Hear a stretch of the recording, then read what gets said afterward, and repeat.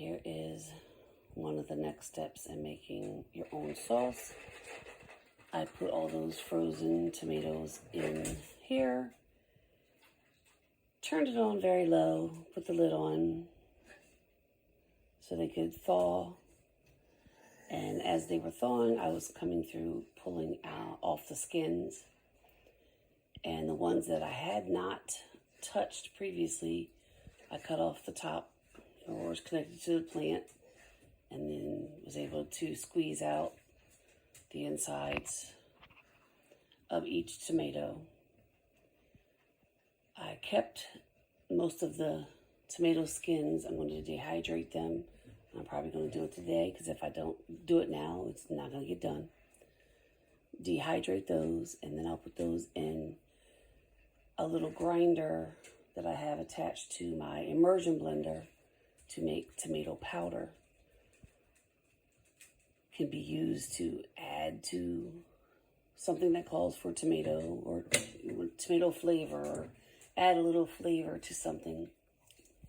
Using tomato powder seems to be very popular and very flavorful. Sorry for the voice this morning. This weather is crazy. Now, let's see.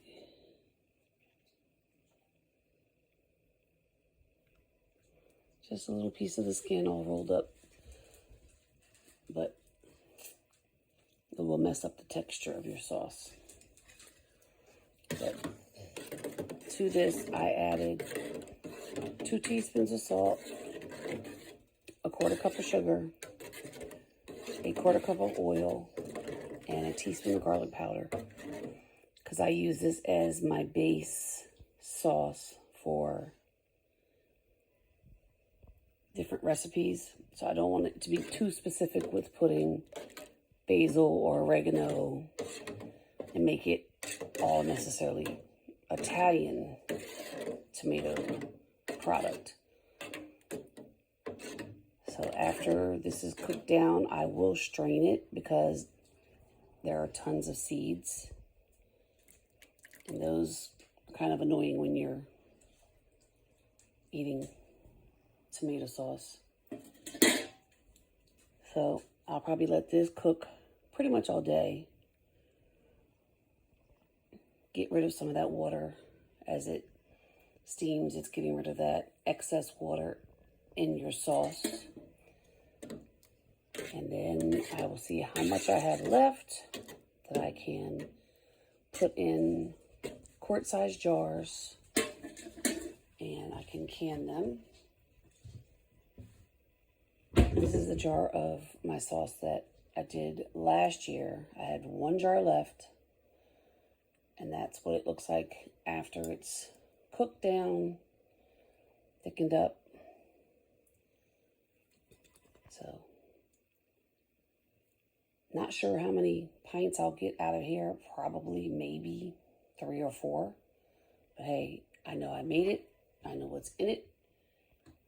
And I can use it for so many different things. I will show you the next step as I move on. All right. I have now taken the tomato sauce out of the big roaster pan that I had it in, and putting it through a strainer, a fine mesh strainer, to get out a lot of this that you see in here are seeds and some skins that I missed, but you know, it happens. And then what you get is your actual sauce down here.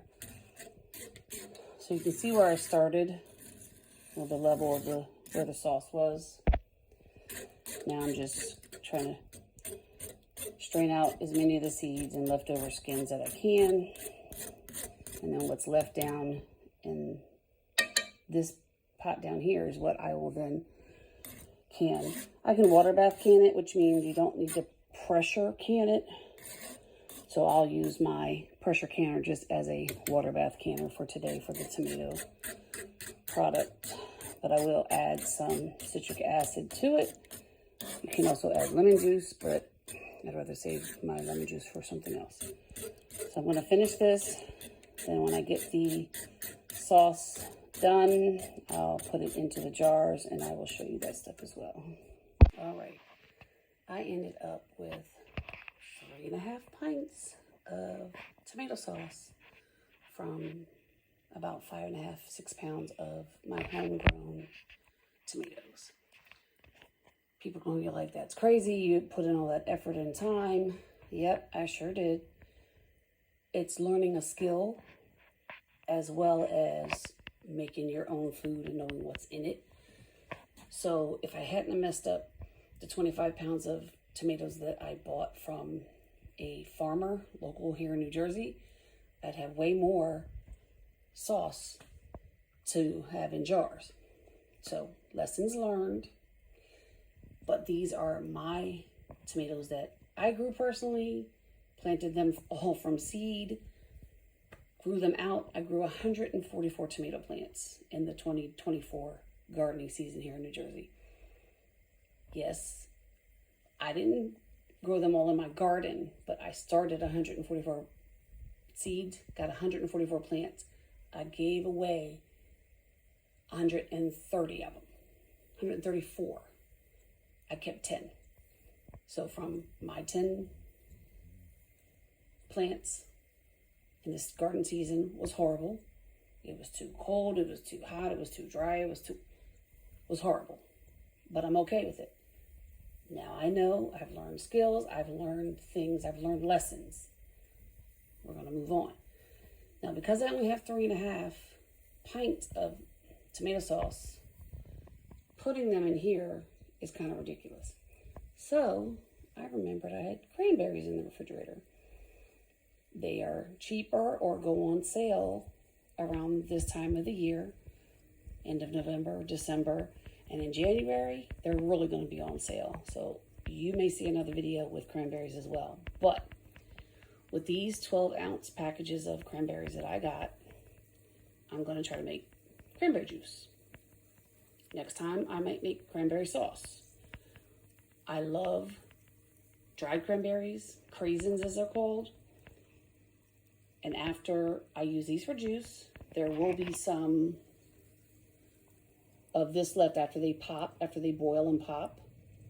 There still will be some of the meat, I guess you would call it, of the berry left over after everything is done. And it's not hot yet, that's why I can stick my finger in there. But it's on, it's gonna boil. They're gonna boil, they're gonna pop. I'm gonna turn off the heat, and then I'm gonna strain them. I'm gonna keep the meat, put the juice in jars. I have plenty of jars here, some in the other room. And then, once I have enough to make a batch to put it here, then I'll do everything at one time. But right now, I'm gonna add the cranberries to the mix because they can both be water bath canned. They don't have to be pressure canned. So I'm trying to be efficient and do all things at one time.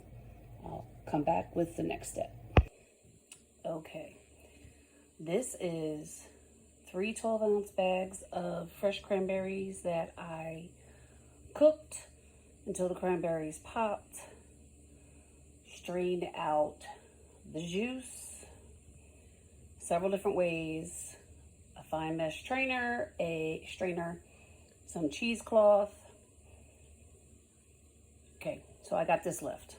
So out of 3 bags of cranberries, I ended up with only 3 pints of juice, but it is very concentrated. So probably 1 pint can probably make 8 drinks if you mix it with like apple juice or ginger ale or pineapple juice or some other juice. So it's very concentrated. So I'm not mad at it. But the juice is one thing, and it's kind of thick. There's natural pectin in cranberries that make it thick.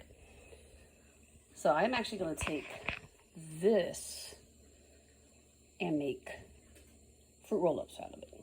That's a brand name. It's called Fruit Leather. I'm going to add probably some crushed pineapple that I have and mess with the sweetness a little bit with sugar because it is very tart. But that will mean I use every single bit of every cranberry. Nothing goes to waste. This is also my 3.5 pints of tomato sauce. It's not spaghetti sauce, it's just a base tomato sauce. And I'm water bath canning them, as I said previously, because they're acidic foods and they don't have to be pressure canned. So I'm just waiting for this to come to a boil, and then I'll start my timer at 25 minutes and I'm done. Oh, actually I'm not done. When I processed the tomatoes yesterday, when I took all of the insides out of the tomatoes to make the tomato sauce, I was left with the skins. So now I'm taking all of them. 5 of these trays are tomato skins, 2 are the tomato seeds. Earlier in the video, I was straining out the rest of the sauce from the seeds. They are on these bottom 2 layers. Once these are completely dry, I will put them in my immersion blender container and turn them into tomato powder. Put it in soups, add it to whatever you need some tomato flavoring in. It's fabulous. I'm actually done for the day. I'm going to eat some dinner and I'm going to go to bed.